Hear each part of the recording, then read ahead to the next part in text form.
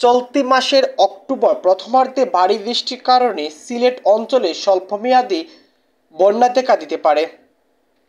এ মাসের মধ্যভাগে বর্ষা বিদায় দিতে পারে।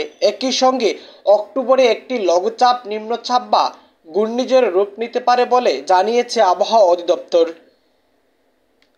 বাংলাদেশ আবহাওয়া অধিদপ্তরের দীর্ঘমেয়াদী পূর্বাভাস দিতে গঠিত বিশেষজ্ঞ কমিটি ও পূর্বাভাস দিয়েছে।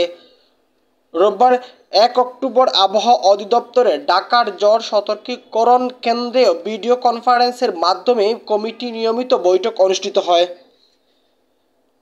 অধিদপ্তরের পরিচালক ও বিশেষজ্ঞ কমিটির চেয়ারম্যান মোহাম্মদ আজিজুর রহমান এতে সভাপতিত্ব করেন। দীর্ঘমেয়াদী পূর্বাভাস প্রতিবেদনে জানানো হয়, সামগ্রিকভাবে দেশের স্বাভাবিক বৃষ্টিপাতের সম্ভাবনা আছে। এ মাসের বঙ্গোপসাগরে ১ থেকে ৩টি লঘুচাপ সৃষ্টি হতে পারে। এর মধ্যে একটি নিম্নচাপ বা ঘূর্ণিঝড়ে রূপ নিতে পারে। এছাড়া অক্টোবর মাসে দেশের প্রধান নদ নদীর স্বাভাবিক প্রবাহ বিরাজমান থাকতে পারে, তবে ভারী বৃষ্টিপাতজনিত কারণে দেশের উত্তরাঞ্চল, উত্তর পূর্বাঞ্চল অর্থাৎ সিলেট ও দক্ষিণ পূর্ব পার্বত্য অববাহিকার কতিপয় স্থানে স্বল্পমেয়াদী বন্যা পরিস্থিতি সৃষ্টি হতে পারে।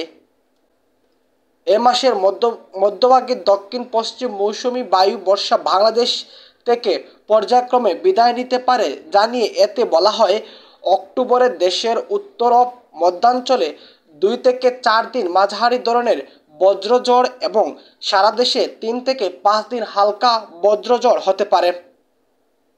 দিন ও রাতের তাপমাত্রায় ক্রমান্বয়ে হ্রাস পেতে পারে, তবে দিন ও রাতের তাপমাত্রা স্বাভাবিক অপেক্ষায় কিছুটা বেশি থাকতে পারে।